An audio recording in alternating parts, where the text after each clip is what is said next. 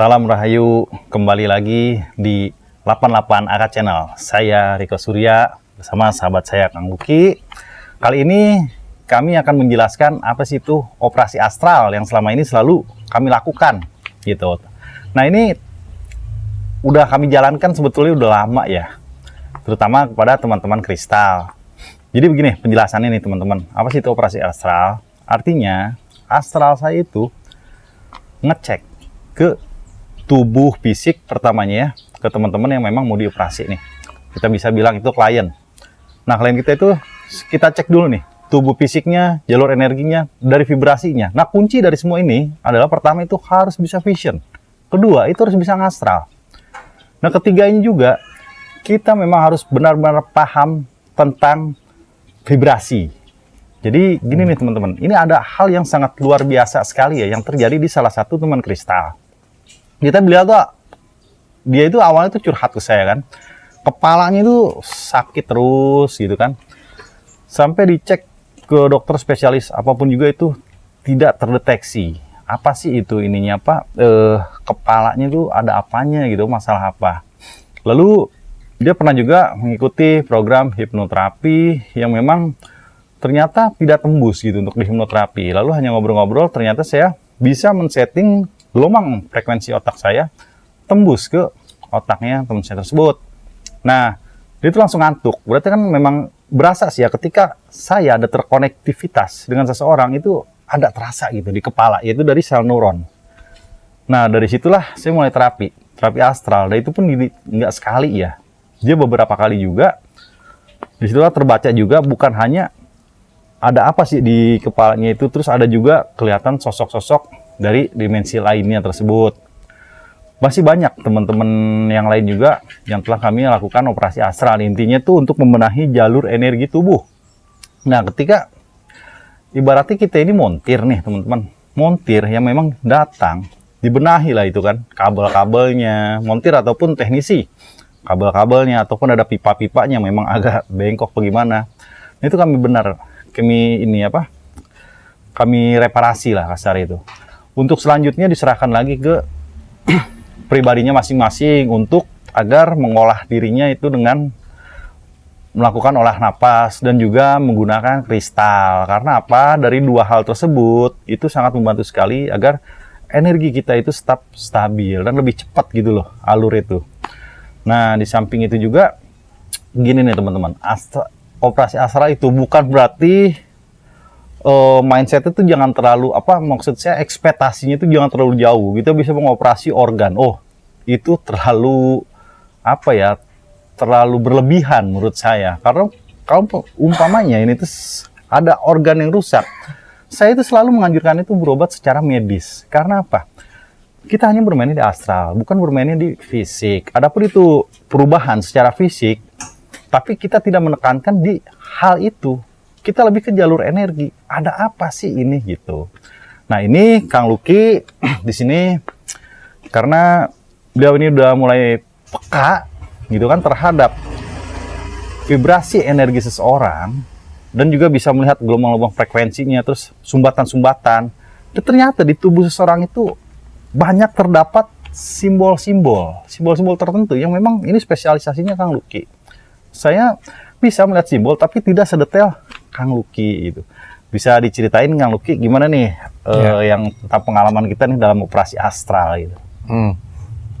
Nah, pengalaman saya pada saat operasi astral. Ya.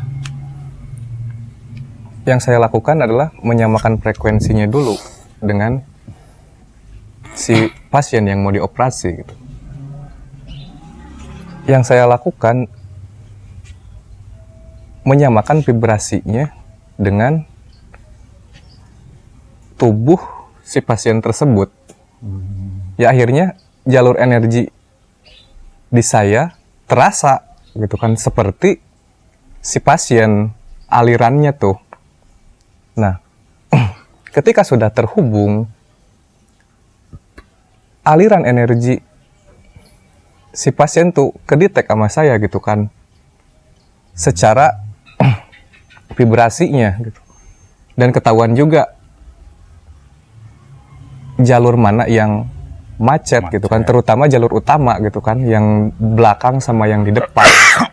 Nah, awal yang saya benahi itu kan di situnya dulu gitu. Biasanya macetnya tuh karena sesuatu hal kayak makhluk yang tak kasat mata lah. Biasanya itu terlihat oleh Ariko gitu kan.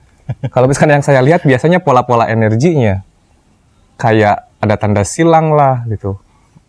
Kebanyakan kayak gitu sih. Kayak ada yang mengikat lah di tubuh tuh. Seperti itu yang saya alami. Nah, ya terima kasih Kang Luki. Jadi teman-teman, ini penjelasan Kang Luki itu memang sebetulnya di tubuh fisik manusia yang saya lihat itu ya, itu banyak layer. Salah satunya itu betul, ada simbol-simbol tertentu seperti simbol heksagram, simbol salib, simbol segitiga, dan itu ternyata saat ini tuh memang dipakai oleh tiap agama apapun, itu ada simbol-simbol tersebut karena memang muncul itu dari dalam diri gitu loh, bukan dari keluar diri lah, karena yang di luar diri itu bentuk daripada kreativitas ataupun karya dari seseorang yang telah melihat ke dalam dirinya. Nah, itu yang dilihat oleh Kang Luki. Adapun juga awal memang Kang Luki itu seperti jembatan penghubung gitu loh. Jadi beliau itu seperti detektor yang merasakan keluhan di klien yang kita tangani. Artinya begini, bukan penyakit medisnya ya.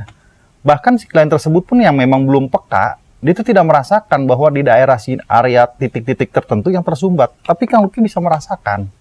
Gitu loh. Nah, disitulah yang kita benahi. Kita tembak oleh energi.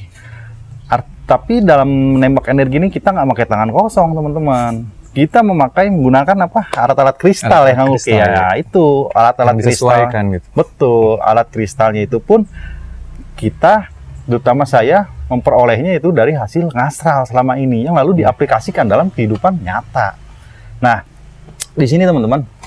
Jadi seseorang itu ketika memang udah mengalami operasi astral, itu biasanya itu awalnya itu dia terasa, wah, katanya kan badan itu umpamanya malam gitu di operasi astral. Ya kita sambil apa coba? Sambil chat-chatan ya gitu ya, di WA group gitu kan, sambil chat-chatan. Nah, saya juga selalu melemparkan gambar-gambar animasi. Nah, dari situlah energi itu terhubung. Padahal sampai secara fisiknya saya juga menggunakan alat-alat kristal gitu loh, teman-teman. Kita menggunakan energi secara visual. Tapi itu sangat terasa. Ketika malam kita operasi, pagi-paginya ada yang bilang, aduh, Mas Riko, saya nih katanya, aduh badan kok kayak kayak habis dipukulin gitu kan. Terus ada yang merasa langsung segar. Nah, itu tergantung dari tingkat keparahannya jalur energi seseorang tersebut. Intinya, efeknya setelah di operasi astral itu, jadi mereka itu yang pertamanya mumet, pikiran gitu, selalu menggunakan logika, tapi logikanya itu tidak pada tempatnya. Artinya begini, terlalu memaksakan, kehendak kita harus begini, harus A, harus B. Nah, itu bukan gitu. Kita membalikan lagi ke pattern awal. On the track. Nah, ketika setelah on the track, disitulah seseorang tuh merasa nyaman hidupnya tuh. Udah nggak lagi ambisi ataupun mengejar. Bukan berarti lebih malas ya, tubuh fisik bukan. Tubuh fisik lebih giat. Hanya pikiran dan hatinya itu tuh nggak panas gitu loh. Maksudnya itu, teman-teman. Nah, itu kan sangat banyak sekali ya efek-efek positif dari hasil operasi astral dari tim saya juga. Nah, artinya begini loh, teman-teman. Balik lagi ke Kang Luki. Kang Luki itu bisa merasakan sumbatan-sumbatan energi dari klien yang kita tangani. Itu istilahnya itu adalah rasamu adalah rasaku. Gitu, teman-teman. Nah, mungkin sekelumit ini tentang operasi astral.